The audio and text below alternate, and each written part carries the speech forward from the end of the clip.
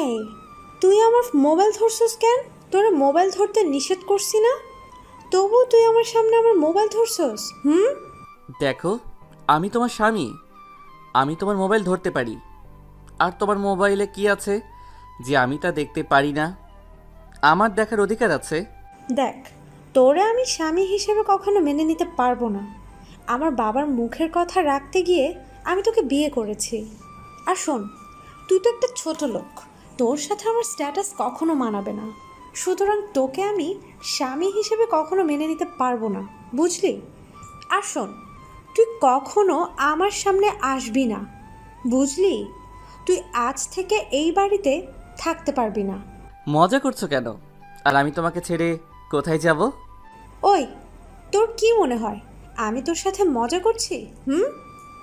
আর শোন, তুই কোথায় যাবি আমার তা জানার দরকার নাই। আর কয়েকদিনের মধ্যে ডিভোর্স পেপার এসে যাবে, আপনি তাতে সাইন করে দিবেন। নীলা, তোমার কি মাথা খারাপ হয়ে গেছে নাকি যে কী সব আবল তাবল কথা বলতেছো? আর আমি এখানে না থাকলে কোথায় যাব? আমার তো আর যাওয়ার কোনো জায়গা নেই। এগুলো জেনেও তুমি এই কথা বলতেছো? এত কথা শুনতে চাই না। তুই আর এখানে আমাদের বাড়িতে আর না আসলে খুশি হব। আমি আর তোর, আমাদের দুজনের মধ্যে আকাশ পাতাল তফাৎ। সো তোর সাথে আমার মিলবে না। এখন তুমি এই কথা বলতেছো? আমি এখন একজন ডাক্তার, আমার এখন একটা স্টেটাস আছে, আর আমি এখন অনেক বড় লোক। আর তুই তুই তো আগে যেমন ছিলি তেমনই আসোস। আর আমাদের এখানে না আসলে খুশি হব। ওহ সরি, আমি আর তোমাদের এখানে আসবো না। মনটা খারাপ হয়ে গেল নীলার কথা শুনে। এরপর থেকে আমি আর তোকে যেন না দেখি এখানে। চারিদিকে একবার তাকিয়ে চলে আসতে লাগলাম। আমার মনটা খারাপ হয়ে গেল নীলার কথা শুনে। নীলার ডাক্তার হওয়া আমার জন্য হলো, আর আজ সেই নীলাই আমাকে তাদের বাড়িতে যেতে মানা করতেছে। নীলা আর আমার বিয়ে হয় বছর 3 আগে। নীলার পরিবারটা ধনী ছিল না, মধ্যবিত্ত ছিল।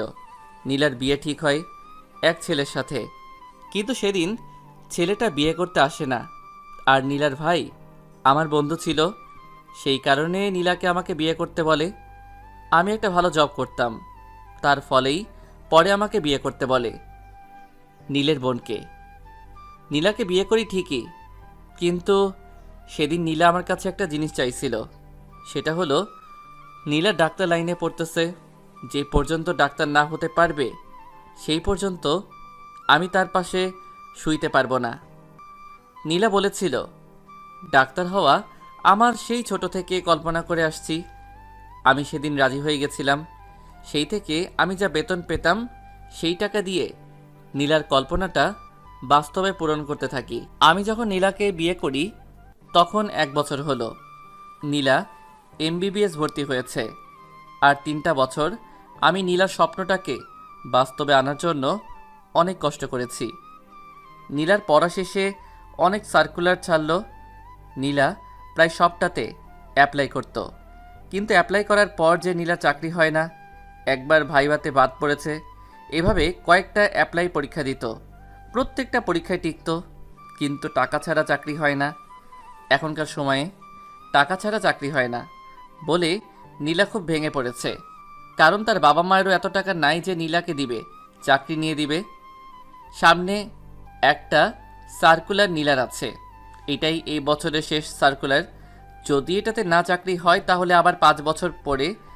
নীলা অনেক কান্না করলো যে এতগুলো ঘুরে যেহেতু হয় নাই, তাহলে এটাও হবে না। আমি তারপর আমার অফিসে গিয়ে লোন চাই, তারা আমাকে 5 লাখ টাকা দেয়। নীলার চাকরির জন্য 12 লাখ টাকা দরকার, আর আমার কাছে ছিল 2 লাখের মতো, হলো 7 লাখ। একটা দালাল ধরছি, সে চাকরি নিয়ে দিবেই, অ্যাপয়েন্টমেন্ট কার্ড দিবে হাতে, তারপর তাকে টাকা দিতে হবে। আমি রাজি হই। পরে টাকার জন্য অনেক খুঁজি, আমার কাছে 7 লাখ টাকা আছে, আরও 5 লাখ টাকা দরকার। নীলাও মনমরা হয়ে বসে থাকে। সে ভেবে নিয়েছে যে তার চাকরি আর হবে না, আর মাত্র 2 দিন আছে। কিন্তু আমি এখনও আরও 5 লাখ টাকা জোগাড় করতে পারি নাই। আজকে নীলার সেই লাস্ট পরীক্ষা। নীলা পরীক্ষা দিতে যাবে, তখন গিয়ে আর কি হবে? চাকরি তো হবে না। সেটা একমাত্র আল্লাহ তাআলা জানে। তুই শুধু ভালো মতো পরীক্ষা দিবা। আচ্ছা, আর তুমি চলো আমার সাথে। না, তুমি যাও, আমার কাজ আছে। নীলা মন খারাপ করে পরীক্ষা দিতে গেল। নীলা যাওয়ার পর ফোন করলাম দালালকে। চাকরি হতে যা লাগে করবেন, টাকার ব্যবস্থা হয়েছে। মনে রাখবেন, নীলার হাতে কার্ডটা পাওয়া মাত্র টাকাটা দিব আপনাকে। আচ্ছা। খুশির খবর এটাই যে সেদিন নীলার চাকরিটা হয়েছে। দালাল আর আমি একটা জায়গায় দাঁড়িয়ে আছি। আপনার কথা মতোই কাজ করছি। আপনি জানেন এই টাকাটা কত কষ্টের পর জোগাড় করছি? আমি জানি, যারা টাকা জোগাড় করে অনেক কষ্ট করেই টাকা জোগাড় করে। কিন্তু আমি যে অনেক কষ্ট করে জোগাড় করছি। শার্টটা একটু তুলে, এই যে দেখুন, আমার শরীরের একটা কিডনি বিক্রি করে টাকা জোগাড় করছি। অবাক হয়ে যাই, কেননা মাত্র একদিন হয়েছে আমাকে অপারেশন করে কিডনিটা নিয়েছে। সেলাইটা রয়ে গেছে, হালকা রক্ত পড়তেছে। এটা কি করছেন? এমনটা কেউ করে? আমার বউকে চাকরি নিয়ে দিছি। কিছুদিন পর আমার বউটা টাকা কামাই করে আমার এই কিডনিটা প্রতিস্থাপন করাবে। এবার টাকাটা দিন। টাকাটা হাতে দিয়ে চলে আসলাম। পরে বাসায় আসি, এসে দেখি যে নীলা বাসায় নাই। ফোন দিলাম নীলের কাছে, আপু বাসায় আছে। ওকে বলে ফোনটা কেটে দিলাম। আমার এখন এতটা শক্তি নাই যে নীলার বাড়িতে যেতে পারবো, তাই বাসায় গিয়ে শুয়ে পড়লাম। এভাবে কয়েকদিন চলে যায়। নীলা এখনও এখানে আসেনি।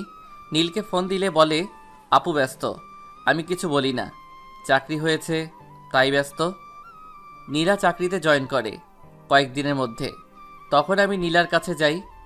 তখন নীলা কি বলল আপনারা দেখলেন তো উপরে কথাগুলো।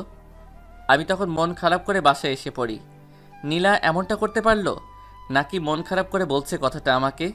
তার পরের দিন অফিসে না গিয়ে নীলার বাড়িতে গেলাম।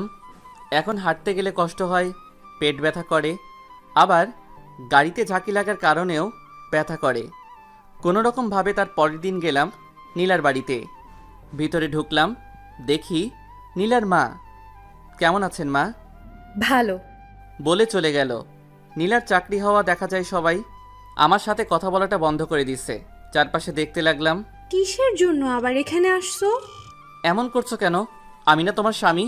তুই আর কখনো এই কথাটা বলবি না, কারণ আমি আর তোকে কোনোদিন স্বামী বলে মানবো না। তোমার তো স্বপ্নটা পূরণ হয়েছে, আর তুমি তো বলছিলা তোমার স্বপ্নটা পূরণ হলে আমাকে। চুপ কর তো। আর তোকে আমাদের বাড়িতে আসতে মানা করছি না, আসলি কেন? এটা কেমন কথা? শোন, আর আজ থেকে তুই এখানে আসবি না। আমি এখন এমবিবিএস ডাক্তার, আর আপনি সামান্য একটা চাকরি করেন। তুমি না বলছো তোমার ভুলে যা সব সেই কথাগুলো। আর তুই এখানে আসবি না, আর সামনের মাসে বাসা পাল্টাবো। তুই ইচ্ছা করলেও আসতে পারবি না। আচ্ছা, আর কোনো দিন আপনার সামনে আসবো না। ধীরে ধীরে বাসা থেকে বাহির হলাম। বের হয়ে ধীরে ধীরে বাসার দিকে হাঁটতে লাগলাম। বাসায় এসে শুয়ে পড়লাম। শার্টটা তুলে দেখি রক্ত পড়ছে ক্ষত জায়গা থেকে। রক্তটা মুছে দিয়ে শুয়ে পড়লাম। তার পরের দিন অফিসে যাই। স্যার, আপনাকে ম্যাডাম তার রুমে ডেকেছে। ম্যাম আসবো? আসুন। দাঁড়িয়ে আছেন কেন? বসুন। জি ম্যাম। আকাশ সাহেব, আপনি নাকি খুব অসুস্থ। এই অসুস্থ শরীর নিয়ে আপনি কেন আজকে অফিসে আসলেন? ফোন করে ছুটি নিয়ে নিতেন। না ম্যাম, আমি মোটামুটি এখন একটু ঠিক আছি, কোনো সমস্যা হবে না। আচ্ছা, বুঝলাম। এখন এই ফাইলটার কাজটা করতে সম্ভব মনে হলে নিয়ে যাবেন, কেমন? Okay ma'am. এটা বলে ফাইলটা নিয়ে বেরিয়ে পড়লাম বাসার উদ্দেশ্যে। আল্লাহ যা করে ভালোর জন্য করে। বাসে গিয়ে ফাইলটা রেডি করলাম। ছাদের চিলে কোঠায় রাতটা পাড়ি দিয়ে তারপরের দিন গেলাম অফিসে। পিয়ন ডেকে বলল, স্যার, আপনাকে ম্যাডাম ডাকছে। ম্যাম, আমি কি ভিতরে আসবো? আরে মিস্টার আকাশ, আসুন আসুন। জি। ওকে, আপনার আসন গ্রহণ করুন। ওকে, ধন্যবাদ ম্যাম। আকাশ সাহেব, কালকের কাজটা কি সম্পূর্ণ করেছেন? জি ম্যাম। ম্যাম, এই নেন কালকের ফাইলটা। Very good. ধন্যবাদ ম্যাম। ও আকাশ সাহেব, আপনাকে তো আরেকটা কথা বলতেই ভুলে গেছি। কাল থেকে আমার মেয়ে অফিসে বস হিসেবে আসবে। আমি এই কাজটা থেকে অবসর নিচ্ছি। ও আচ্ছা ম্যাম। আমি আশা করি আমার অনুপস্থিতিতে আপনারা আমার মেয়েকে বস হিসেবে মেনে আপনাদের কাজটা ভালোভাবে সম্পন্ন করবেন। জি ম্যাম, অবশ্যই। এই ফাইলটা নিন, আশা করি আপনি খুব ভালোভাবে এটা সম্পন্ন করবেন। জি ম্যাম, আমি সাধ্যমতো চেষ্টা করব এটাকে ভালোভাবে সম্পন্ন করার। আমার আরেকটা কথা রাখবেন প্লিজ। জি ম্যাম বলুন। আমার অনুপস্থিতিতে আমার মেয়েকে আপনি দেখে রাখবেন, ওকে কখনো কষ্ট দিবেন না, তাহলে আমি কষ্ট পাবো। জি ম্যাম, আপনি কোনো চিন্তা করবেন না। আমরা আপনার মেয়ের কষ্ট হয় এমন কোনো কাজ করব না। আপনার মেয়েকে আমরা আমাদের সবার সর্বোচ্চটুকু দিয়ে হলেও ভালো রাখার চেষ্টা করব ম্যাম। আপনি আমাকে চিন্তামুক্ত করলেন। যাক, আমি আজকের পর অনির্দিষ্টকালের জন্য আপনাদের থেকে বিদায় নিচ্ছি, এটা আপনি সবাইকে বলে দিবেন। জি ম্যাম। তারপর সবাইকে বলার পর আমি আমার ডেস্কে এসে বসে কাজ করতে লাগলাম। কয়েকটা ফাইল আসলো আমার কাছে, আমি সেগুলো করতেছি। পাশ থেকে আমার কলিগ। আকাশ সাহেব, কেমন আছেন? এই তো ভালো, আপনি কেমন আছেন? আমিও ভালো আছি। তা কেমন চলছে আপনার দিনকাল? হাসি দিয়ে বললাম ভালোই। তারপর আবার কাজ করতে লাগলাম। ফাইল দুটো কাজ শেষ করে ম্যাডামের কাছে নিয়ে গেলাম। ম্যাডাম ফাইলটা দেখা মাত্র, ভেরি গুড, ভালো করেছেন এগুলা করে। জি ম্যাডাম, ধন্যবাদ। আপনাকে দেখে মনে হচ্ছে আপনি আমার মুখের কথা রাখবেন। ও আচ্ছা আকাশ সাহেব, আপনাকে তো একটা প্রজেক্টের কথা বলতে ভুলেই গেছি। আমাদের সাথে শুভ সাহেবের সাথে একটা প্রজেক্টের কাজ আছে। এই নিন প্রজেক্টের কাজটা নমুনা। জি ম্যাডাম। এটা বলে আমার কেবিনে চলে আসলাম।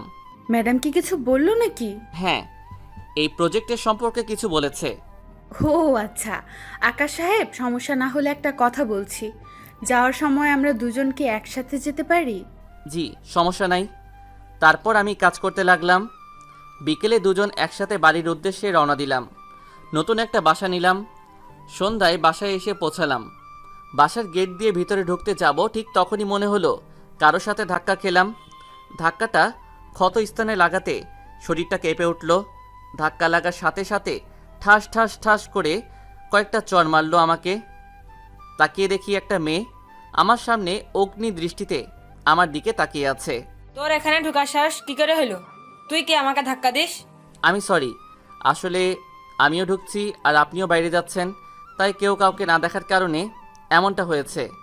তোর কথা রাখ, যা আমার সামনে থেকে।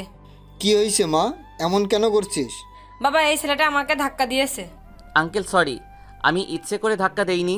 ওকে, তুমি যাও, আমি দেখছি। ছাদের উপর একটা রুম, সেটাই নিয়েছি। কি আর করব, শুয়ে শুয়ে নীলার কথাগুলো ভাবতেছি। খুব কষ্ট হচ্ছে। সকালে ঘুম থেকে উঠে ফ্রেশ হয়ে হালকা কিছু খেয়ে অফিসের উদ্দেশ্যে বাহির হলাম। দরজাতে তালা দিয়ে ঘুরে দাঁড়াই, তখনই কেউ পড়ে যায়। তাকিয়ে দেখি রাতের সেই বাড়িওয়ালার মেয়েটা। সরি, আপনি যে কখন এসে পড়েছেন। মেয়েটা উঠে সোজা আমার দিকে রাগীভাবে এসে কলার ধরল। তোকে আজকে না। কি হলো, আমি কি কিছু করেছি নাকি? মেয়েটা কিছু না বলে রাগের বশে হাতে যেন কি ছিল সেটা দিয়ে মাথায় বাড়ি দিল। খুব ব্যথা পেলাম। মাথায় হাত দিয়ে দেখি রক্ত পড়ছে। তার মানে মেয়েটা কোনো কিছু দিয়ে আঘাত করছে, যার কারণে মাথা দিয়ে রক্ত পড়ছে। হাত দিয়ে মাথাটা চেপে ধরলাম।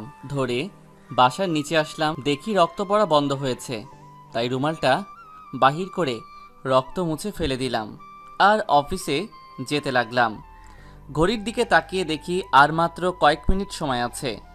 যে কয়েক মিনিট সময় আছে তার মধ্যে অফিসে যাওয়া সম্ভব না। 20 মিনিট লেট হলো। গিয়ে আমার জায়গায় বসা মাত্র, আপনাকে নতুন ম্যাডাম ডাকছে। ওকে, এটা বলে ম্যাডামের কাছে যাই। আসতে পারি ম্যাডাম? আসুন। ম্যাম সরি, লেট হওয়ার কারণে। শ্যাট আপ, আজকে অফিসে আসলাম আর আজকে আপনার লেট হলো। কিসের জন্য লেট হলো বলুন?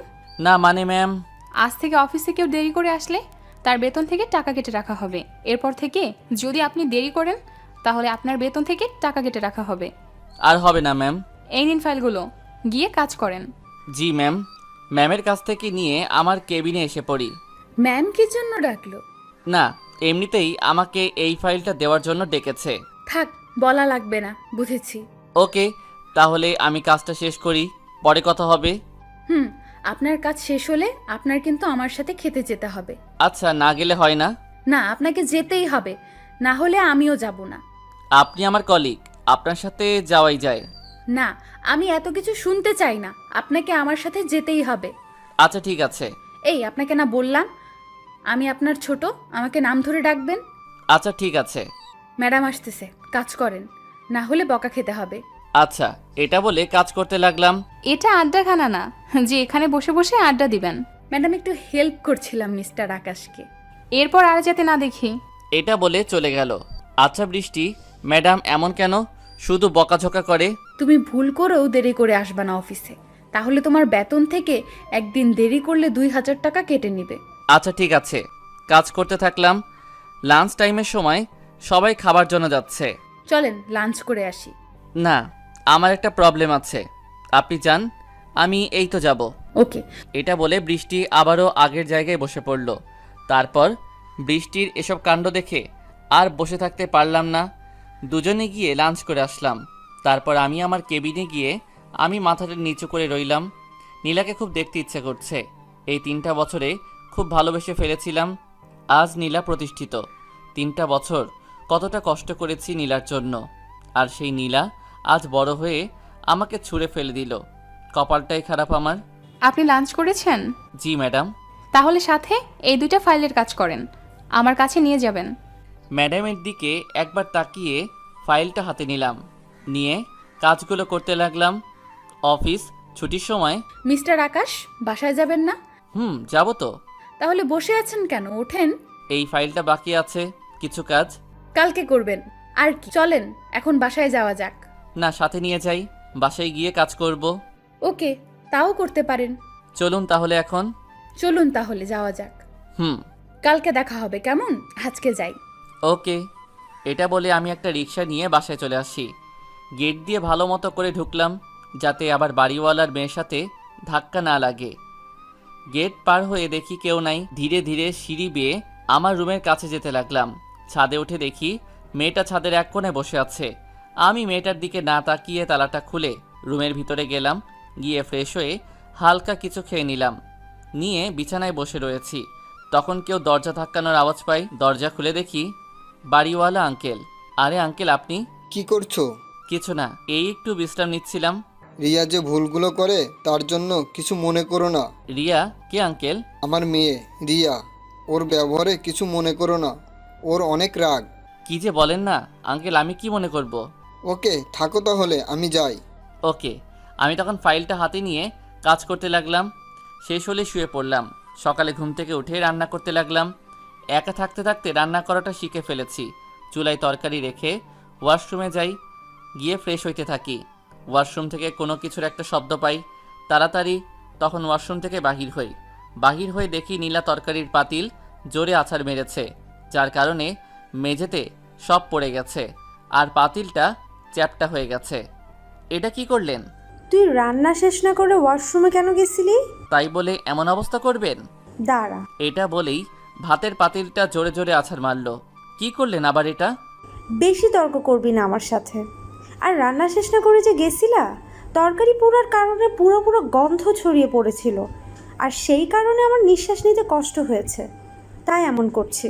এরপর থেকে যেন এমন কিচ্ছু না ঘটে, তাহলে তোর অবস্থা এমন করব। মাথায় হাত দিয়ে রইলাম। রিয়া চলে গেল। তাড়াতাড়ি মেঝে পরিষ্কার করতে লাগলাম। অফিসে দেরি হলো।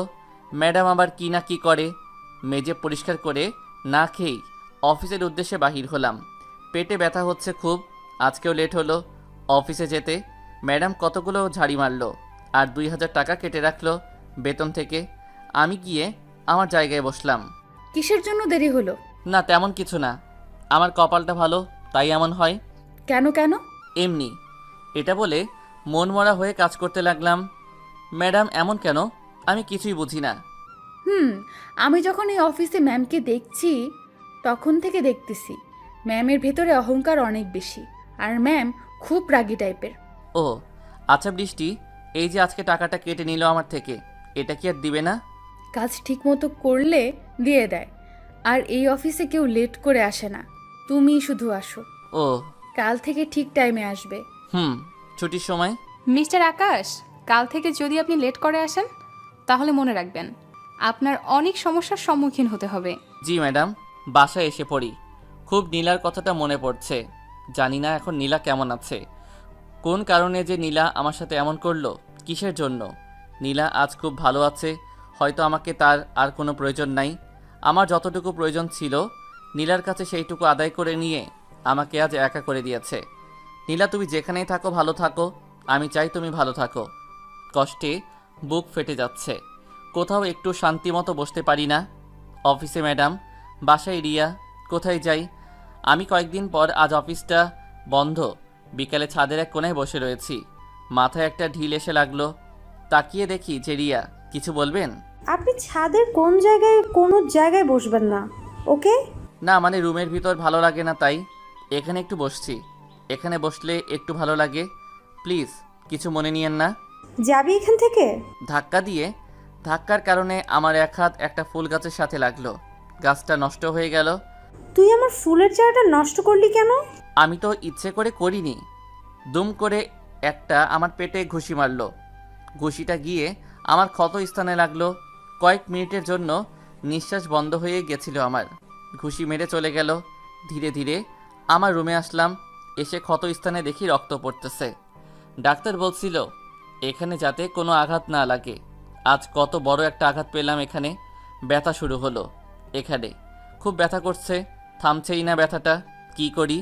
রাত 8টার সময় বিছানায় শুয়ে রয়েছি। ব্যথায় চোখ দিয়ে পানি পড়ছে। কান্না করতে পারছি না। ফোনটা দেখি বেজে চলেছে। হাতে নিয়ে দেখি আননোন নাম্বার। হ্যালো। আপনি কি আকাশ? হ্যাঁ, আপনি কে? আমি ডাক্তার। আপনি তো একটা কিডনি বিক্রি করছেন, তাই না? হ্যাঁ।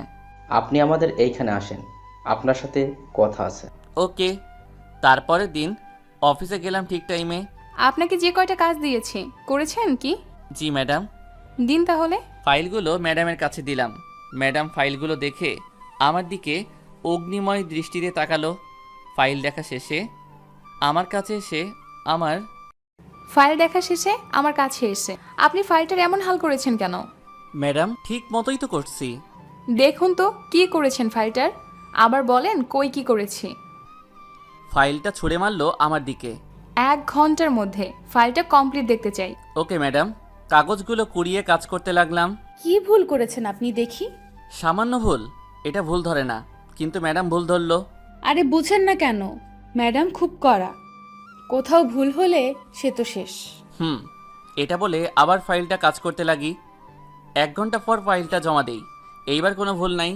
আপনি এমন উদাসীন হয়ে থাকেন কেন? কই না তো। কোনো প্রবলেম? আরে না। আচ্ছা, আপনার চেহারার এমন হাল হচ্ছে কেন দিন দিন? কি রকম?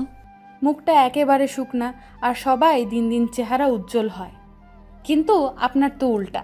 তেমন কিছু না। কি হচ্ছে এখানে? কিছু না ম্যাম। দেখতেই তো পাচ্ছি কি হচ্ছে। কাজের দিকে নাই, আলাপে আছে। Sorry ma'am. শাট আপ, কাজ করেন। সরি, বৃষ্টি আমার জন্য আপনার বকা খেতে হলো। আরে না ম্যাডাম, এমনই কাজ করেন, আবার দেখলে সমস্যা হবে। তারপর আমি বাসায় গেলাম। বাসায় গিয়ে আমি আমার জন্য ভাত রান্না করতে বসালাম। তারপর আমি ফ্রেশ হতে গেলাম। তারপর ফ্রেশ হয়ে আমি বাইরে বের হয়ে দেখি রিয়া সকল পাতিল আছাড় মেরে ভেঙে ফেলেছে এবং পাতিলের মধ্যে থাকা সব তরকারি ভাত এগুলো ছড়িয়ে ছিটিয়ে পড়ে আছে। তারপর আমি এগুলোকে পরিষ্কার করে অফিসের দিকে রওনা দিলাম এবং আমি গিয়ে ম্যাডামের রুমের উদ্দেশ্যে গেলাম তার সাথে কথা বলার জন্য। ম্যাম, আসবো? হ্যাঁ আসুন। ম্যাম, আপনার সাথে আমার কিছু কথা ছিল। হ্যাঁ বলো, কি কথা? ম্যাম, আমার টাকাটা যদি দিতেন তাহলে খুব উপকার হতো। আপনার সব টাকা কেটে নেওয়া হয়েছে আপনাদের অফিসে দেরি করে আসার কারণে। এখন আপনার কোনো টাকা নেই, আর এখন আপনার আগামী মাসের টাকাটা থেকেও কেটে নেওয়া হচ্ছে। ম্যাম দেখুন, আমার এই অপরাধের জন্য আমাকে ক্ষমা করবেন। আমার টাকাটা খুব দরকার। টাকাটা আমাকে দিলে খুব ভালো হতো। বলছি তো, আপনি এই মাসের টাকা অফিসে দেরির কারণে কেটে নেওয়া হয়েছে, আর আপনি এখন আসতে পারেন। তারপর আমি আমার ডেস্কে এসে বসে থাকলাম। তারপর বৃষ্টি আসে। কি হয়েছে? আপনাকে এমন দেখাচ্ছে কেন? কোনো সমস্যা? ম্যাম, আমার বেতনটা দেয় নাই।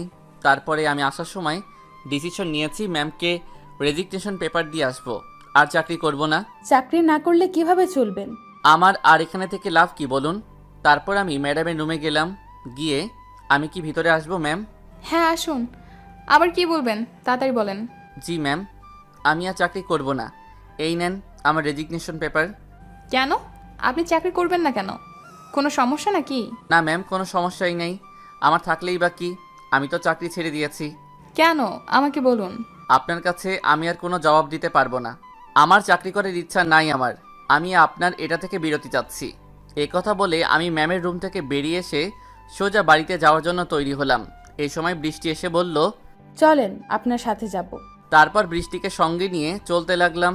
যাওয়ার সময় একটা রেস্টুরেন্টে ঢুকলাম। বৃষ্টি আমাকে জোর করলো আমার সমস্যাগুলো বলার জন্য। তারপর আমি আর অন্য কিছু না ভেবে বৃষ্টিকে সম্পূর্ণ ঘটনা বললাম। বৃষ্টি আমার এসব কাহিনী শুনে কাঁদতে লাগলো। আমিও বলতে বলতে কখন যে কেঁদে ফেললাম টেরই পেলাম না। তারপর বৃষ্টি আমাকে বলল যে তোমার ক্ষত স্থানটা একটু দেখি। তারপর আমি দেখাতে চাইনি, বৃষ্টি জোর করলো, তাই আমি আর না দেখিয়ে পারলাম না। তারপর বৃষ্টি আমাকে ডাক্তার দেখানোর জন্য অনেক জোর করলো, কিন্তু আমি তাকে বললাম, দেখো বৃষ্টি, এটা কোনোভাবেই সম্ভব না। আর ডাক্তার বলেছে এটার জায়গায় নতুন কিডনি বসালেও কোনো লাভ হবে না। কেন হবে না কেন? তুমি আমাকে বলো, তোমাকে ডাক্তার দেখালে এটা ঠিক হয়ে যাবে। না বৃষ্টি, তুমি যে ভাবছো এটা ঠিক তা না, এটা অন্যরকম। ডাক্তারও তখন বলেছিল এটা কখনো ভালো হবে যদি ক্ষতস্থানের মধ্যে কোনো প্রকার দাগ না পড়ে, কিন্তু তুমি তো দেখেছো এটা আরও অনেক খারাপ অবস্থা হয়ে গেছে। বৃষ্টি কথা শুনে কাঁদতে লাগলো। আমি জানি বৃষ্টি আমাকে খুব ভালোবাসে, কিন্তু কি করব, আমার কষ্টে ভরা জীবনে কাউকে জড়িয়ে লাভ কি? সে আরও বেশি কষ্ট পাবে। তার চেয়ে ভালো সবাই এমনিতে ভালো থাকুক। তারপর বৃষ্টির কাছ থেকে বিদায় নিয়ে বাসার দিকে রওনা দিলাম। প্রতিমধ্যে দেখলাম একটা কার সামনের দিকে আসতেছে বেপরোয়াভাবে। তারপর আমি নিশ্চিত হলাম যে আমার মৃত্যু এখানে হবে, কিন্তু না, হঠাৎ দেখলাম কারটা এখানে দেয়ালের সাথে ধাক্কা খেলো। তারপর দেখলাম কার থেকে একজন মানুষ বাইরে বের হয়ে পড়ে আছে, আর তার মাথা ও অন্যান্য জায়গা দিয়ে রক্ত বের হচ্ছে। তারপর আমি তার কাছে গিয়ে দেখলাম, এ কি, এ তো আমার অফিসের ম্যাম। হাসপাতালে নিয়ে যাওয়ার পর তারা বলল যে রোগীর শরীর অনেক রক্তক্ষরণ হয়েছে, তার এখন অনেক রক্ত লাগবে। তারপর আমি তাকে রক্ত দিলাম। তারপর হঠাৎ দেখলাম আমার আগের ম্যাডাম আসছে। আমি তাকে দেখে একটা জায়গায় সরে গেলাম যেন তিনি আমাকে দেখতে না পান। তারপর আমি বাসার দিকে রওনা দিলাম। যাত্রাপথে বৃষ্টির সাথে দেখা হলো। সে আমাকে দেখে বলল, আরে তুমি এখানে কি করছো? আর তোমার শার্টে রক্ত কেন? তোমার কি হয়েছে? আর তুমি কোথায় যাচ্ছ? না তেমন কিছু হয়নি, আমি ঠিক আছি। কি তেমন কিছু হয়নি? আমার তো মনে হচ্ছে অনেক কিছু হয়েছে। না, আমার কিছু হয়নি, আমি ভালো আছি। তাহলে তোমার শরীরে রক্ত কেন? আর এই রক্তই বা আসলো কোথা থেকে? আমাকে বলো, না হয় আমি আত্মহত্যা করব। আরে এসব কি বলো তুমি? আমার এই শরীরে সামান্য রক্তের চাপ দেখে তুমি এমন কথা বলছো? এসব কথা শুনতে আমার ভালো লাগে না। তাহলে বলো, তোমার শরীরে রক্ত আসলো কোথা থেকে? আর না হলে থাক, আর বলার দরকার নেই, আমি বলছি। তারপর সব ঘটনা খুলে বললাম। দেখি বৃষ্টি কাঁদছে। এই তুমি কাঁদছো কেন? দেখো আমার কান্নাকাটি একদমই পছন্দ না, সুতরাং তুমি এখন আর কান্নাকাটি করবে না। আচ্ছা, তুমি এসব উপকার করে তোমার কি লাভ হয় আমাকে বলো তো? তুমি তোমার জীবনকে কষ্ট দিয়ে কেন তুমি ওদের জন্য এসব করছো? এসব কিছু ওরা তুচ্ছ তাচ্ছিল্যের সাথে এমনিতেই ফেলে দিবে। তারপর বৃষ্টির সাথে আরও কিছুক্ষণ কথা বলার পর আমি আমার বাসার দিকে রওনা দিলাম। বাসায় আসি, আমার রুমে যাওয়ার জন্য ছাদে উঠি। যখনই রুমের তালা খুলে আমি ছাদে প্রবেশ করলাম, তখনই কেউ কোনো কিছু দিয়ে আমাকে আঘাত করে আমি তাকিয়ে দেখি রিয়া। মারছেন কেন? তোকে আজকে আমি, এটা বলে বাড়ি মারতে থাকে। তুই আমাকে চিঠি দেস, দেখ তোর কি করি। এটা বলে বাড়ি দিল। বাড়িটা গিয়ে লাগলো পেটে। বাড়ি খেয়ে আমি কিছুক্ষণের জন্য বসে পড়লাম। রিয়া ওর মতো মারে বাড়ি মেরে চলে যাওয়ার সময় দেখলো কয়েকটা ছেলে ছাদের নিচে দাঁড়িয়ে হাসছে, আর ওদের মধ্যে একটা বলছে, দেখ দোস্ত, ছেলেটা না আমাদের এসব কিছুর জন্য প্রতিদিন মেয়েটার হাতে মার খায়, কিন্তু কিছু বলে না। আহারে, বেচারার অবস্থা দেখে আমার কি করতে ইচ্ছে করছে জানিস? তখন তার বন্ধুরা সবাই একসঙ্গে বলে উঠল, না বললে জানবো কি করে? তখন ছেলেটা বলল, আমার ওকে চুম্মা খেতে ইচ্ছে করছে। তারপর আমি সেখান থেকে চলে আসলাম। দেখি রিয়া আমার পিছন পিছন আসছে আর আমার দিকে তাকিয়ে আছে। রিয়া এসে তাড়াতাড়ি করে আমার রুমে ঢুকে পড়ল। এ কি, আপনি আমার রুমে আসছেন কেন? আপনার এসব কাজের প্রমাণ হিসেবে তো আপনি দেখলেন ওদের এসব কাণ্ড কারখানা, আর এখন হয়তো আপনি আমাকে সরি বলবেন, তারপর বলবেন আমি অনেক ভুল করেছি, আপনি আমাকে ক্ষমা করে দেন। এমনভাবে বলবেন না, আমাকে ক্ষমা করে দেন। আমি আপনার প্রতি অনেক বড় অন্যায় করে ফেলেছি, আমার এই অন্যায়ের ক্ষমা হয় না। তারপর হঠাৎ আমি মাথা ঘুরে নিচে পড়ে গেলাম, আর আমার কাটা জায়গা থেকে রক্ত বের হতে থাকলো। রিয়া এসব দেখে তো অবাক, সে একই করলো, যার কারণে আকাশের এমন অবস্থা। আকাশ কি কখনো তাকে ক্ষমা করবে? তারপর রিয়া আকাশকে খুব দ্রুত একটা হাসপাতালে নিয়ে গেল, আর তাকে নেওয়ার সাথে সাথে তার পরিচিত সেই ডাক্তার তাকে দেখে তাড়াতাড়ি ইমার্জেন্সি বিভাগে ঢুকালো। নীলা নতুন রোগীকে সেখানে দেখতে গিয়ে তো অবাক। তারপর ডাক্তার যা বলল তা শোনার জন্য হয়তো নীলা আর রিয়া ওদের কেউই প্রস্তুত ছিল না। আরে এই তো সেই রোগী। এই রোগীটার জন্য আমার অনেক দুঃখ লাগছে। কেন? আর বলো না, আমার তার বউকে থাপ্পড় মারতে মারতে মেরে ফেলতে মন চাইছে। কেন স্যার? সে আবার কি করলো? যে লোকটা তার বউয়ের পড়ালেখার জন্য নিজের সব কিছু ত্যাগ করতে পারে, আর তার বউকে ডাক্তার বানানোর জন্য সে তার একটা কিডনি দান করে, আর তার বিনিময়ে তার বউ আজ ডাক্তার। কিন্তু আমি তাকে অনেকবার ফোন করে বলছি আপনার শরীরে একটা কিডনি প্রতিস্থাপন করা প্রয়োজন, আর সেটা না করলে আপনার নানা ধরনের সমস্যা হতে পারে। তারপর কি হলো? কিন্তু লোকটা আমার কথা শুনলো না। সে বলল আমার বউ আগে একজন বড় ডাক্তার হোক, তারপর ও আমাকে চিকিৎসা করে ঠিক করে দিবে। কিন্তু লোকটার বউ ডাক্তার হওয়ার পর সে ও তার পরিবার তাকে ছেড়ে চলে গেল। আমি মাঝে মাঝে তাকে কিডনি প্রতিস্থাপনের কথা বললে সে বলতো আমার জীবনটা যার জন্য দিয়ে দিতাম ডাক্তার সাহেব, সে কিনা আমাকে এতটুকু বুঝলো না। সে যদি আমাকে তার জন্য জীবনটা দিয়ে দিতে বলতো ডাক্তার সাহেব, তাহলে আমি হাসতে হাসতে আমার জীবনটা তার জন্য দিয়ে দিতাম। কিন্তু সে আমাকে রেখে এখন একা থাকে। আমি তার কাছে গেলে সে আমাকে তাড়িয়ে দেয়। জানেন ডাক্তার সাহেব, সে এখন একজন বড় ডাক্তার হয়েছে বলে সে আমাকে ছোট লোক বলে গালি দেয়, আর তখন আমার অনেক খারাপ লাগে। জানেন ডাক্তার সাহেব, আমার না এই জীবনটা রেখে দিতে মন চাচ্ছে না। আমার কেন জানি মনে হচ্ছে আমি মরে গেলে আরও ভালো হতো। ডাক্তার সাহেব, আপনি আমার বাকি যে কিডনিটা আছে সেটাও আপনি কাউকে দিয়ে দেন। আমার এই জীবনটা রাখতে আর ভালো লাগছে না। আপনি প্লিজ আমাকে মুক্ত করে দেন। ডাক্তার সাহেব, একটা মানুষ কতটা কষ্ট পেলে এমন কথা বলতে পারে জানেন? আমার তখন মনে হয়েছিল আমার জীবনটা দিয়ে দিই এরকম একটা মানুষের জন্য, যে কিনা আরেকটা মানুষের ভালোর জন্য এত কিছু করছে। শুধু তাই না, কয়েকদিন আগে এসেও সে একটা মহিলাকে হাসপাতালে নিয়ে আসছে, তারপর আবার তাকে রক্ত দিয়ে বাঁচিয়ে তোলে। আর আমি তাকে কিডনি প্রতিস্থাপনের কথা বলে যখন ওর পেটটা দেখতে লাগলাম, তখন দেখলাম তার পেটের মধ্যে মারাত্মকভাবে একটা জখম হয়েছে। আর আমার মনে হলো কেউ কোনো শক্ত কিছু দিয়ে ওইখানে আঘাত করেছে, যার ফলে তার অপারেশন করে কিডনি প্রতিস্থাপন করলেও সে কয়েক মাস পরে মারা যাবে। আর এখন তো তার এমন অবস্থা হয়েছে যে তার শরীর থেকে প্রচুর পরিমাণে রক্ত বেরিয়ে গেছে। এখন তার রক্তের খুব প্রয়োজন, কিন্তু তার রক্তের সাথে মিল এমন রক্ত এখন আমাদের কাছে নাই। ডাক্তারের মুখে এসব কথা শুনে রিয়া আর নীলা দুজনে খুব কাঁদছে। নীলা মনে মনে নিজেকে অনেক দোষী করছে, কারণ তার জন্য আজ আকাশের এমন অবস্থা। অন্যদিকে রিয়াও তার কাজের জন্য নিজেকে ক্ষমা করতে পারছে না, কারণ আকাশের এই অবস্থার জন্য সেও কম দায়ী নয়। তারপর হঠাৎ বৃষ্টি ছুটে এলো কোথা থেকে। সে এসে বলতে লাগলো, ডাক্তার সাহেব, আকাশের কি হয়েছে আমাকে বলুন ডাক্তার সাহেব। আচ্ছা, আপনি ওর কে হন? জি, আমি ওর সাথে একই অফিসে চাকরি করতাম। আমি ওর কলিগ, আর আমরা দুজন ভালো বন্ধুও বটে। ও ভালো, আসুন আমার সাথে। ডাক্তার বৃষ্টিকে আকাশের কাছে নিয়ে গেল। নিয়ে যাওয়ার সাথে সাথে বৃষ্টি দৌড়ে গিয়ে আকাশের কাছে গেল। তারপর বৃষ্টি বলে উঠল, আকাশ, কি হয়েছে তোমার? তোমার এই অবস্থা কিভাবে হলো? এ কথা বলে বৃষ্টি কাঁদতে লাগলো। বৃষ্টির এসব ঘটনা দেখে নীলা আর চুপ করে থাকতে পারল না। সে বলে উঠল, এই মেয়ে, তুমি আকাশকে ধরে এসব কি করছো? তুমি আকাশের কে যে আকাশকে ধরে এসব কিছু করছো? আমি আকাশের যেই হই না কেন, আপনি বলার কে? আর আপনি আকাশের কি হন? আমি ওর স্ত্রী হই, আর ও আমার স্বামী। খবরদার, আপনি আর কিছু বলবেন না। আপনি কোন মুখে বলছেন যে আপনি ওর স্ত্রী?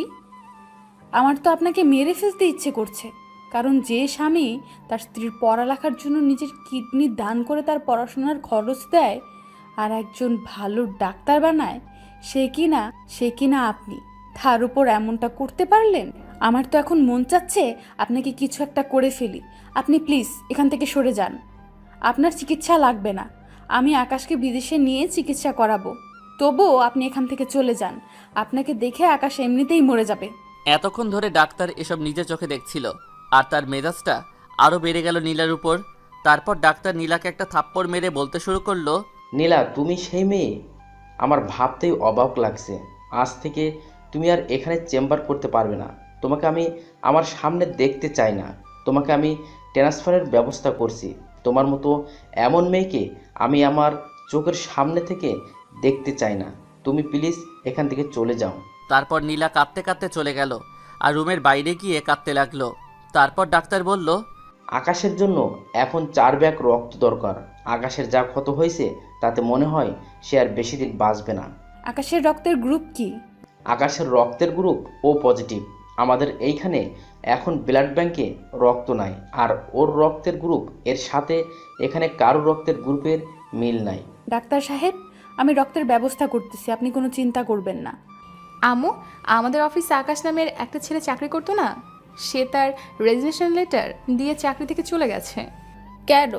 আকাশ সাহেব তো ভালো একটা মানুষ, আর সে তো আমাদের অফিসের প্রত্যেকটা কাজের প্রতি খুব মনোযোগী ছিল। সে কি কারণে এমনটা করলো? আরে ধুর আম্মু, তুমিও যে কী সব কথা বলো না।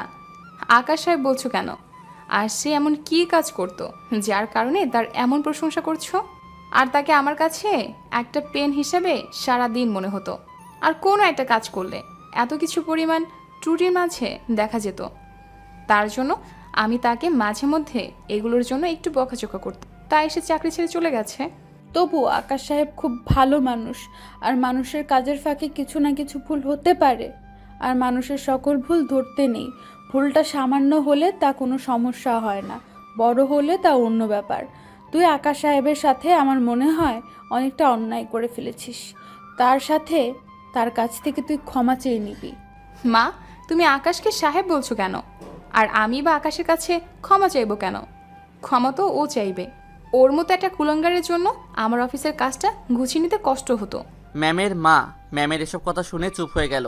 তখন বৃষ্টি তাদের মাঝে এসে ম্যামকে বলল, আচ্ছা ম্যাম, আপনি একটু আগে এসব কি যেন বলছিলেন? এগুলো সবগুলো আমি শুনতে পারিনি, তবে আমার মনে হয় আমি অর্ধেক হলেও শুনেছি। ও, তুমি অলরেডি সব শুনে ফেলেছো। আসলে আমি কি বলবো আর তোমাদের সম্পর্কে? তোমাদের মতো ছোট লোকের এই স্বভাব, অন্যের কথা শুনে নেওয়া, এছাড়া কী বা হতে পারে বলো? ম্যাম, আমরা ছোট লোক হতে পারি, তবে আপনার মতো একটা অকৃতজ্ঞ নই। মানে কি বলতে চাও তুমি?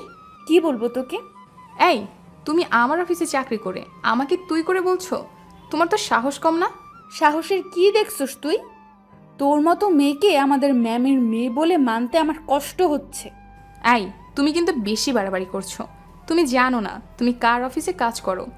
আমি ইচ্ছে করলে তোমাকে চাকরি থেকে বের করে দিতে পারি। তুই আমাকে চাকরির ভয় দেখাচ্ছিস? আরে তোর মতো মেয়ের অফিসে আমি চাকরি করব না। আজকে বিকেলে আমি রিজাইন পেপার দিয়ে আসবো। আমার তোর মতো অকৃতজ্ঞ ব্যক্তির চাকরির দরকার নেই, যে কিনা একটা ভালো মানুষকে এমন সব কথা বলতে পারি। আমার ভাবতে খুব ঘৃণা হচ্ছে। মানে কি বলতে চাও তুমি? আরে তোকে আর কি বলবো, তুই অফিসে জয়েন করার পর থেকে আকাশ সাহেবের মতো একটা ভালো মানুষের সাথে অনেক খারাপ ব্যবহার করছস। আবার তার সকল কাজের সামান্যতম ভুলের জন্য তুই এসব কাজ তাকে দিয়ে অনেকবার করাইছস। যেসব ভুলের জন্য তেমন কোনো সমস্যা হয় না, তুই সেসব ভুলের জন্য দিনের পর দিন আকাশ সাহেবের প্রতি অনেক খারাপ ব্যবহার করছস। তারপর আবার মাস শেষে তুই আকাশ সাহেবকে তার বেতনের 1 টাকাও দেস নাই। আকাশ সাহেব কতটা কষ্ট করে নিজের জীবনটা চালাইছে জানোস তুই? এগুলোর কিছু জানবি কি করে? তুই তো টাকার মায়ে অন্ধ হয়ে গেছ। তারপর আবার পরের মাসের টাকার জন্য আকাশ সাহেব তার অপারেশন করাতে পারে নাই। তুই ওই মাসের টাকাও আকাশ সাহেবকে দেস নাই। তারপর আকাশ সাহেব অনেক রাগে দুঃখে চাকরি ছেড়ে দিছে। তারপর ওই দিন যে তুই গাড়ি অ্যাক্সিডেন্ট করলি, সেদিন আকাশ সাহেব না থাকলে হয়তো তোর মতো মেয়ের লাশ হয়তো কবরে থাকতো, বুঝছস? আকাশ সাহেব তোকে ওই দিন গাড়ি থেকে নামিয়ে কোনো গাড়ি না পেয়ে নিজের কোলে করে তোকে হাসপাতালে নিয়ে যায়। তারপর তোর শরীর থেকে অনেক রক্ত গেছে, তার কারণে তোর রক্তের 3 ব্যাগ দরকার হয়, কিন্তু তখন হাসপাতালে ব্লাড ব্যাংকে রক্ত ছিল না। তারপর আকাশ সাহেব তোকে 3 ব্যাগ রক্ত দিছে, রক্ত দিয়ে বাঁচাইছে। আর তুই কি না তার সম্পর্কে এসব বাজে কথা বলতেছিস? জানোস, লোকটা তার জীবনের শুরু থেকে এখন পর্যন্ত সারাটা জীবন মানুষের ভালোর জন্য করেছে, কিন্তু যেসব মানুষগুলোর জন্য করেছে তারা তাকে বিন্দুমাত্র দাম দিল না, এমনকি তার স্ত্রীও তাকে দাম দিল না। অথচ তার বউয়ের জন্য সে কত কিছুই না করছে। তাকে ডাক্তার বানানোর জন্য নিচে তার কিডনি দান করেছে, তার বউয়ের পড়াশোনার খরচ দিতেন। আজ সেই বউ ডাক্তার হয়ে তাকে ছোট লোক বলে অপমান করে, তাকে ডিভোর্স দেওয়ার কথা বলে, তারপর তাকে তার চোখের সামনে সে না দেখার জন্য খারাপ ভাষায় কথা বলে। শুধু এই না, তাকে বাড়ি থেকে বের করে দেয়। তারপর তিনি বাসা ভাড়া করে থাকেন। আর ওইখানে এক মেয়ে তার সাথে অনেক খারাপ ব্যবহার করতে থাকে। তার অপারেশন করার জায়গায় সে অনেক খারাপভাবে আঘাত করে, যার কারণে সেখানে এখন এমনভাবে জখম হয়ে গেছে যে সে আর বেশি দিন এই দুনিয়ার মাঝে নাই। জানেন সে কথা? জানেন সে কোথায় আছে? সে আজ এই হাসপাতালে মৃত্যুর সাথে পাঞ্জা লড়ছে। হয়তো আপনাদের মতো স্বার্থপর মানুষগুলোর ভালোর জন্য তিনি আজকে দুনিয়া থেকে বিদায় নিচ্ছেন। তার জন্য এখন 4 ব্যাগ রক্তের দরকার, কিন্তু এখন পর্যন্ত কোনো খোঁজ পাওয়া গেল না। আর ও পজিটিভ রক্ত এখন হাসপাতালে নেই, আর এখন পর্যন্ত বড় কোনো হাসপাতালের খোঁজও পাওয়া গেল না। তারপর ম্যাম দেখি একটা মোবাইল নিয়ে তার কয়েকটা ফ্রেন্ডকে কল করে। তাদের মধ্যে 3 জনের রক্ত ও পজিটিভ। তারপর তাদেরকে ঠিকানা দিল এবং বলল দ্রুত হাসপাতালে আসতে। তারপর তারা দ্রুত হাসপাতালে আসলো। হাসপাতালে আনার পর ডাক্তার তাদের রক্ত পরীক্ষা করে দেখলেন এবং দেখার পর ডাক্তার বলেন রক্ত নেওয়া যাবে। তবে একটা প্রশ্ন, এদের মধ্যে কি কেউ আগে রক্ত দিয়েছে কিনা? তারপর দুজনে বলল তারা দিছে, একজন বলে দেয়নি। তারপর ডাক্তার তাদের জিজ্ঞাসা করলেন, তোমরা কে কখন রক্ত দিছো এবং কয় মাস আগে দিছো? তারপর তাদের মধ্যে একজন বলল সে 2 মাস আগে দিছে, আরেকজন বলল 5 মাস আগেও রক্ত দিছে। তারপর ডাক্তার তাদের মধ্যে 2 জনকে রক্ত দেওয়ার জন্য নিলেন এবং তাদের কাছ থেকে 4 ব্যাগ রক্ত নিলেন। তারপর তা আকাশের শরীরে দিলেন এবং অপেক্ষা করতে থাকলেন তার কখন জ্ঞান আসবে। এরপর ডাক্তার কিছুক্ষণের জন্য অন্য রোগীকে দেখতে গেলেন এবং কোনো সমস্যা হলে তাকে জানাতে বলবেন। তারপর ডাক্তার সেখান থেকে চলে গেল। এদিকে প্রায় 5 ঘন্টা পর আকাশের জ্ঞান আসলো। জ্ঞান আসার পরও সে চোখ মেলে দেখল পাশে বৃষ্টি, রিয়া এবং নীলা দাঁড়িয়ে আছে। তখন রিয়া আকাশকে বলল, আকাশ, তুমি আমাকে ক্ষমা করে দিও। আমি বুঝতে পারিনি, আমি তোমার সাথে অনেক বড় ভুল করে ফেলেছি। প্লিজ আকাশ, তুমি আমাকে ক্ষমা করে দাও। কে তুমি? আর আকাশের কাছে ক্ষমা চাইতেছে কেন? তারপর রিয়া বলল তার নাম রিয়া। তারপর বৃষ্টি বলল, ও তুমি সেই রিয়া যার কারণে আজকে আকাশের এই অবস্থা?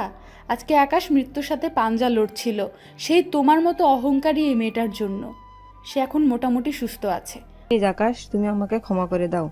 আমি যদি জানতাম এগুলো, তাহলে আমি কি তোমার সাথে এমনটা করতাম? তুমি বলো। প্লিজ আকাশ, তুমি আমাকে ক্ষমা করে দাও, না হলে আমি নিজেকে কোনোদিনই ক্ষমা করতে পারবো না। বাহ, ক্ষমা করে দাও, এই কথাটা অনেক সহজ, কিন্তু আপনি যে ক্ষমার অযোগ্য কাজটা করেছেন তা ক্ষমা পাওয়ার যোগ্য কি না নিজেকে প্রশ্ন করে দেখেন। আপনার মতো মেয়ের জন্য একটা নিরীহ ছেলের প্রাণ চলে যাচ্ছে, এটি কিভাবে মেনে নেওয়া যায়?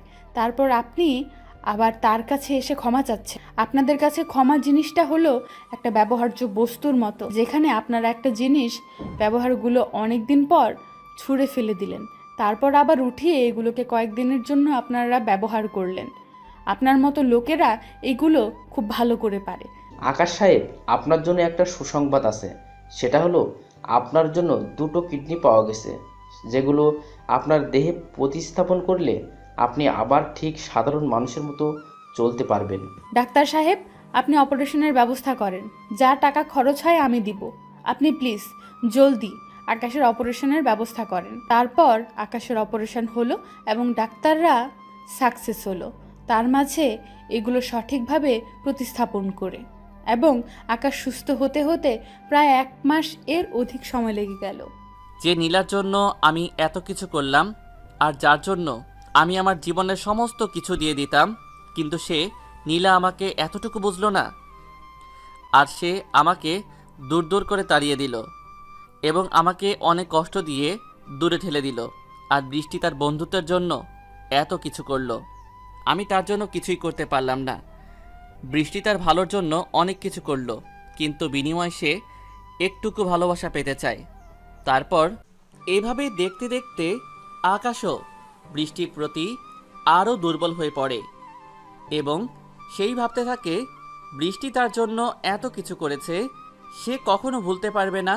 কিছুক্ষণ পর আকাশ নিজেকে নিজেই বলতে লাগলো, এসব কিছু কেন ভাবতেছে সে বৃষ্টিকে নিয়ে?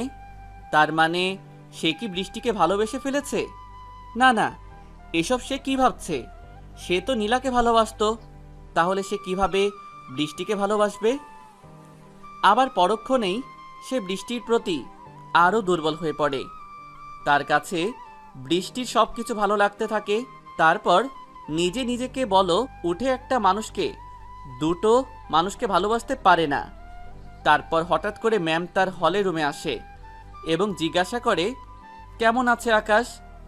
আকাশ কোনো উত্তর দেয় না, তার মনে সে বৃষ্টিকে নিয়ে ভাবতেছে। তারপর ম্যাম আবার জিজ্ঞাসা করলো, কি ভাবতেছো আকাশ? পরক্ষণেই আকাশ বাস্তবে ফিরে আসে এবং বলে, কিছু না। তারপর ম্যাম জিজ্ঞাসা করে, কেমন আছো আকাশ? ভালো, আপনি কেমন আছেন? ভালো। আকাশ, তোমাকে একটা কথা বলার ছিল, কিন্তু কিভাবে বলবো তা মাথায় আসছে না। সমস্যা নাই, বলে ফেলুন। আসলে কথাটা হচ্ছে আমি তোমাকে... আমাকে কি ম্যাম? দেখো, আমি ঘুরিয়ে পেঁচিয়ে কথা বলতে ভালোবাসি না। তো আপনাকে ঘুরিয়ে পেঁচিয়ে কথা বলতে কে বলেছে? আপনি যা বলার তা সরাসরি বলে ফেলুন। আচ্ছা বলছি, আমি তোমাকে ভালোবাসি। আমি তো ম্যামের কথা শুনে অবাক। ম্যাম এগুলো কি বলছে?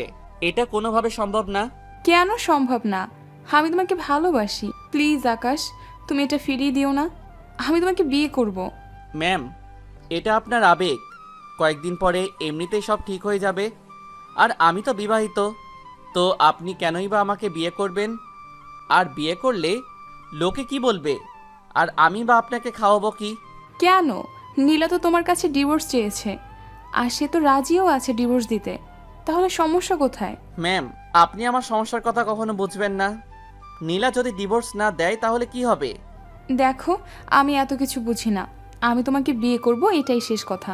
এমন সময় রিয়া কোথা থেকে যেন আসলো আর বলল, কিসের বিয়ে? কার বিয়ে আকাশ সাহেব? আমি কিছু বললাম না। তখন ম্যাম বলল, তার আর আকাশের বিয়ে। এটা শুনে রিয়ার মাথা গরম হয়ে গেল। সে বলল, কিসের বিয়ে? আকাশকে আমি ভালোবাসি, আর আকাশের সাথে আমার বিয়ে হবে। আর আকাশ, তোমাকে একটা কথা বলতে ভুলে গেছি, আমি তোমাকে ভালোবাসি। তোমাকে ছাড়া আমি বাঁচবো না। আকাশ রিয়ার কথা শুনে আরও বেশি হতভম্ব হয়ে গেলাম। আমি কি বলবো কিছু বুঝতে পারছি না। আর রিয়াই বা কেন তাকে ভালোবাসে এটা সে বুঝতে পারছেন না। রিয়া আর ম্যাম ঝগড়া লাগার মতো অবস্থা হয়ে গেছে। তারা শুধু তর্ক করতেছে। এই বলতেছে আকাশের বউ হব, আর ও বলতেছে ও আকাশের বউ হবে। এখন আকাশ কথাগুলো শুনে তার মাথাটা এমনিতেই খারাপ হয়ে যাচ্ছে। সে কি বলবে বুঝতে পারছে না। আর এদিকে রিয়ার ম্যামের ঝগড়াটা আরও বেশি হয়ে গেল। তখন হঠাৎ করে নীলা আসলো এবং বলল, এই, তোমরা কি নিয়ে ঝগড়া করতেছো দুজনে? আর কেই বা কার বউ হবে? সেটা জেনে তুমি কি করবে? আর আমার তোমাকে একটা কথা বলার ছিল। তো সেটা ভূমিকা না করে সোজাসুজিভাবে বলে ফেল। কথাটা হচ্ছে, তুমি আকাশকে কখন ডিভোর্স দিবে? সেটা জেনে তুমি কি করবে? আর আকাশ আমার স্বামী, আর আমি তাকে স্বামী হিসেবে মেনে নিয়েছি। সুতরাং আমরা ডিভোর্স কেন দিব দুজন দুজনকে? তুমি ডিভোর্স দাও আর না দাও, আমি আকাশকে বিয়ে করব, আর আকাশ আমার সাথেই থাকবে। বললেই হলো? আকাশ আমার সাথে থাকবে, আর আমি আকাশকে বিয়ে করব। এমন সময় বৃষ্টি এসে হাজির হলো আর তার হাতে একটা টিফিন বক্স। এটা আজকের কথা না, বৃষ্টি প্রতিদিনই আমার জন্য নিজে তৈরি করে খাবার নিয়ে আসে। এই, তোমরা তিনজন মিলে এটা কি শুরু করছো? এই, তুমি আবার আমাদের এটার মধ্যে আসছো কেন? এই আসছে মানে কি? আসছে মানে কি? তোমরা তিনজন মিলে একটা রোগের সামনে এরকম লাগামহীনভাবে ঝগড়া করছো, আর বলছো আমি কেন আসছি? আচ্ছা, তোমাদের কমন সেন্স বলতে কিছু নাই? তারপর রিয়া, ম্যাম, নীলা তিনজনই থেমে গেল আর বৃষ্টি আকাশকে চামচ দিয়ে হা করিয়ে খাওয়াতে লাগলো। আর এটা দেখে রিয়া, ম্যাম আর নীলার জ্বলতে লাগলো। হঠাৎ নীলা বলে উঠল, এই, তুমি আকাশকে এমন করে খাওয়াচ্ছ কেন? আমার স্বামীকে ভালো কিছু করিয়ে তার মন জয় করতে চাও? শুনো, আমি যতদিন আছি আমি আমার স্বামীকে কারো হতে দিব না। দেখো নীলা, তুমি আমাকে ভুল বুঝছো। আমি এমন কিছু করছি না। আমি আমার বন্ধুকে এভাবে খাওয়াতে পারবো। তুমি এটা কি বলছো? তোমাদের মতো মেয়েদের আমার চেনা আছে। তোমরা ভালো কিছু করে অন্যের স্বামীকে বিয়ে করার জন্য বাধ্য করো, তারপরে সে আর না বলে থাকতে পারে না। এই সব খারাপ মতলব আছে তোমার, তাই না? আমি থাকতে আমি কখনো তা হতে দিব না। প্লিজ, তুমি আমাকে ভুলে যেও না। আমি তোমার স্বামীর ভাগ নিতে আসিনি। প্লিজ, এমন কথা বলো না। এসব বললে আমার ভালো লাগবে না। এখন তো এইসব বলবেই। তোমাদের মতো মেয়েদের আমার চেনা আছে। নীলার এসব কথা শুনে আমার মেজাজটা চরম আকারে খারাপ হয়ে গেছিল। নীলা প্লিজ এসব কথা বন্ধ করো, আমার কিন্তু এসব কথা শুনতে একদমই ভালো লাগছে না। আর বৃষ্টিকে নিয়ে কোনো বাজে কথা বলবে না। কই, আমি তো কোনো বাজে কথা বলিনি, আমি তো একদম সত্যিই কথাটা বলেছি। আর তুমি এবার বৃষ্টিকে এত সাপোর্ট করছো কেন? তোমার আবার একে ভালো লাগেনি তো আবার? নীলা প্লিজ এসব বলো না, আমার মেজাজটা এখন কিন্তু ভালো না। এবার আমার মেজাজটা প্রচণ্ড আকারে খারাপ হলো।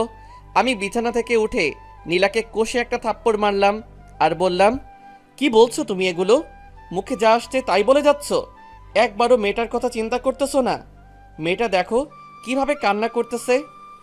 নীলা, আমি তোমাকে অনেক ভালো মনে করতাম তুমি অনেক শিক্ষিত হয়েছো, কিন্তু আমার তো এখন মনে হচ্ছে তুমি শিক্ষা অর্জন করেছো শুধু তোমার জন্য, মানুষের জন্য না।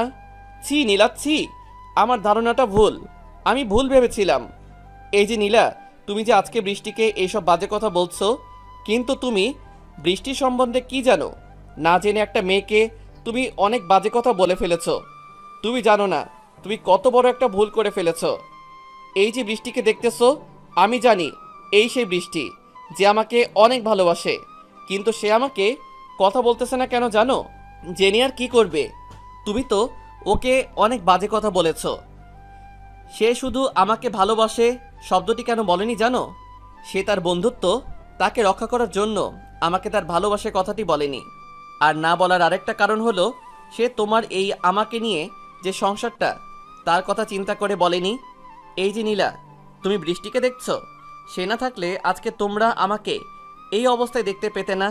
আজকে হয়তো আমার লাশটা কবরে থাকতো, সেখানে পচে আমার সেই শরীরের অঙ্গগুলো আজ মাটিতে মিশে থাকতো। এই সময় বৃষ্টি বলে উঠল, প্লিজ আকাশ, তুমি এগুলো কেন বলছো? এগুলো বলার কোনো মানে আছে? প্লিজ এমন কথা বলো না যেটা শুনলে সবার কষ্ট হবে। না বৃষ্টি, তুমি থামো, আজকে আমাকে বলতে দাও। তারপর আমি আবার বলতে লাগলাম, আজকে বৃষ্টির জন্য তোমরা আমাকে দেখতে পাচ্ছ। বৃষ্টিকে তোমরা অনেক বাজে কথা বলেছ। বৃষ্টি কি করেছে জানো? আমি যখন হতাশায় ভুগতেছিলাম, যখন নীলা তুমি আমাকে কষ্ট দিয়ে চলে গেছো, আমি তখন এসব হতাশায় সহ্য করতে না পেরে আত্মহত্যার পথ খুঁজে নিয়েছিলাম। তখন বৃষ্টি এসে আমার কাছে বন্ধুত্বের হাত বাড়িয়ে দিল।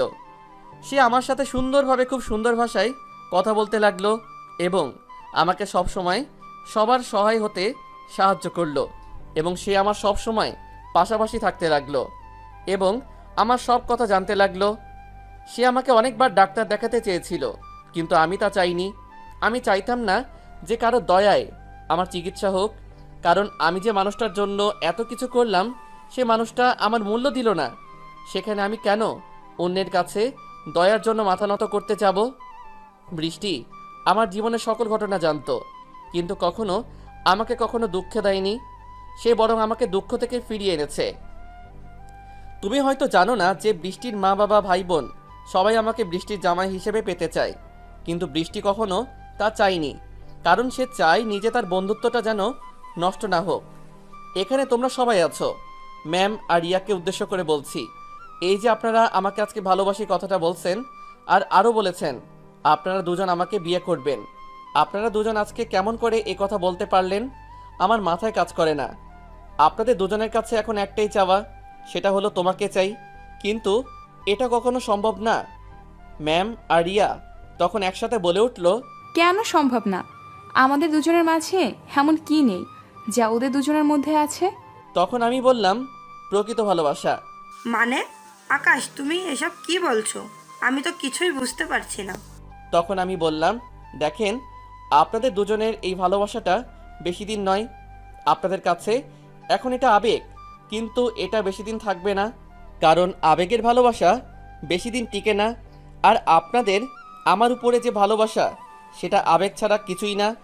আপনারা হয়তো জানেন আপনারা আমাকে অনেক কষ্ট দিয়েছেন, আর সে কারণে আমার উপর আপনাদের ভালোবাসা সৃষ্টি হয়েছে। আর এখন আপনারা আমাকে ভালোবাসতে চান, আমাকে বিয়ে করতে চান, কিন্তু বিয়ে করে যখন আপনার দাম্পত্য জীবনে আসবে, তখন সে ভালোবাসা বেশি দিন থাকবে না, কারণ এটা কিছুদিন পর এটা এমনিতেই চলে যাবে। তখন আমার কি হবে জানেন? তখন আমি সেটা নিয়ে আফসোস করতে থাকবো। আর আমি তো আপনাকে একদিনের জন্য বিয়ে করিনি, আমি তো সারা জীবনের জন্য একসাথে থাকার জন্য বিয়ে করেছি। তখন আর সারা জীবন এভাবে কাঁদতে কাঁদতে দিন জীবনটা পার দেওয়া চাওয়া আর কোনো কিছু থাকবে না। হয়তো আমি এসব কিছু সহ্য না করতে পেরে আবার আত্মহত্যার পথ বেছে নেব, কিন্তু তখন বৃষ্টির মতো কেউ আমার দিকে এগিয়ে আসবে না। হয়তো বৃষ্টি তখন অন্য কারো বউ হিসেবে থাকবে, কিন্তু তখন তার পরিবার থেকে বের হয়ে আমার জন্য নিজের জীবনটা উৎসর্গ করতে পারবে না। এটার কারণ কি জানেন? এটার কারণ হলো একটাই, সেটা হলো তখন তার সাহায্য করা হাতটা বন্ধ থাকবে তার পরিবারের মধ্যে। যেটা সে তার বিয়ের আগে আমার জন্য উৎসর্গ করেছিল, সেটা এখন তার পরিবারের জন্য উৎসর্গ করছে। তখন আমার মতোই মানুষটার মৃত্যু ছাড়া আর কিছু থাকবে না, আরও দেখতে পারবে না আমার এই লাশটা এই দুনিয়ার মাঝে, আর আমার জানাজাও হবে না। দেখো, তোমরা হয়তো জানো আমার ছোটবেলার মা বাবা মারা গেছে। ছোটবেলায় আমি অনেক কষ্ট করে বড় হয়েছি, আজকে পর্যন্ত এসেছি। আমার জীবনটা আমি নিজে নিজে একা একা গড়েছি, কিন্তু কেউ আমার জন্য সাহায্য সহযোগিতা করতে আসেনি।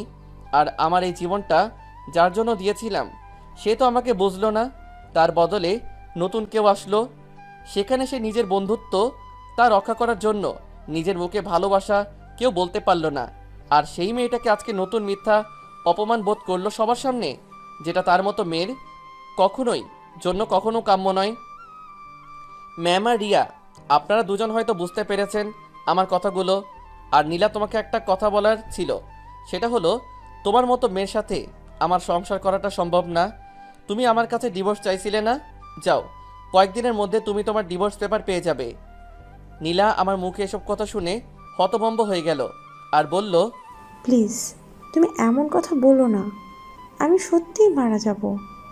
প্লিজ আকাশ, আমি তোমাকে ছাড়া বাঁচবো না। এসব বলে এখন আর কোনো লাভ নেই। আমি বৃষ্টিকে বিয়ে করব, আর আমাদের সংসারটাকে সুন্দর করে সাজিয়ে নিব। তুমি বৃষ্টি সম্পর্কে যখন এরকম বাজে কথা বলেছো, তখন তোমার এরকম শাস্তি হওয়া উচিত। এসব তুমি কি বলছো আকাশ? দেখো, নীলা তোমার প্রথম বউ, তুমি তাকে ডিভোর্স দিয়ে তার জীবনটা এভাবে শেষ করে দিতে পারো না। দেখেছো, নীলা তোমার জন্য সে এত কিছু ভাবে, অথচ তুমি শুধু নিজের স্বার্থের জন্য বৃষ্টিকে এত সব বাজে কথা বলছো। আমার একটা কথা, সেটা হলো তুমি বৃষ্টির পা ধরে মাপ চাইবে। তখন বৃষ্টি বলে উঠল, এটা হয় না আকাশ। আর পাশ থেকে নীলা বলে উঠল, আমি রাজি। তারপর যখন নীলা বৃষ্টির পা ছুঁয়ে মাপ চাইতে গেল, তখন বৃষ্টি তাকে বলল, এ কি করছো বোন? আমি তোমাকে মাফ করে দিয়েছি। তারপর নীলাকে বৃষ্টি তার নিজের বুকে জড়িয়ে নিল, আর দুজন মিলে কাঁদতে লাগলো। তখন নীলা কাঁদতে কাঁদতে বৃষ্টিকে বলতে লাগলো, আমি তোমাকে ভুল বুঝে অনেক কিছু বলে ফেলেছি। প্লিজ তুমি আমার এইসব কিছুর জন্য তোমার মনে কষ্ট নিও না। তারপর আমি বলতে লাগলাম, ওকে ভালো, যা হবার তা হয়ে গেছে। এখন বৃষ্টি আর নীলা আমরা তিনজন আবার পারিবারিকভাবে বিয়ে করব, কারণ আমি চাই না যে বৃষ্টি আমাকে না পেয়ে কষ্ট পাক। তাই আমি চাই তোমাদের দুজনকেই আমি বিয়ে করব। আর ম্যাম আর রিয়া, তোমাদের দুজনের আমাদের বিয়েতে দাওয়াত রইল, আর আমাদের বিয়েতে সকল কিছু তোমরা অ্যারেঞ্জ করবা। তারপর আমাদের বিয়েটা সম্পন্ন হয়ে গেল। তারপর আমি বাসর ঘরে ঢুকে দেখি দুজনে কি একটা কথা নিয়ে হাসাহাসি করতেছে, আর আমার দিকে তাকিয়ে তাদের হাসিটা আরো জোরে বাড়িয়ে দিল। আমি কিছু না ভেবে তাদের দিকে যেতে লাগলাম আর বললাম, এই তোমরা দুজন হাসতেছো কেন? তারপর ওরা দুজন ওদের কাপড়টা বদলে আসলো আর আমাকে বলল, আজকে আমরা দুজন তোমার 12টা বাজিয়ে ছাড়বো। ও তাই নাকি? আমি কি বসে থাকবো নাকি? আমিও দেখব আজকে কে কত পারে। তারপর তারা দুজন বলল, ও আচ্ছা, তাহলে তো ভালো, দেখব আজকে ঠেলা সামলাও কিভাবে। এ কথা বলে ওরা দুজন আমার দিকে ঝাঁপিয়ে পড়ল। আমাকে একা পেয়ে ওরা দুজন আমার ওই আপনারা এখন পর্যন্ত কি দেখেন, বাকিটা ইতিহাস।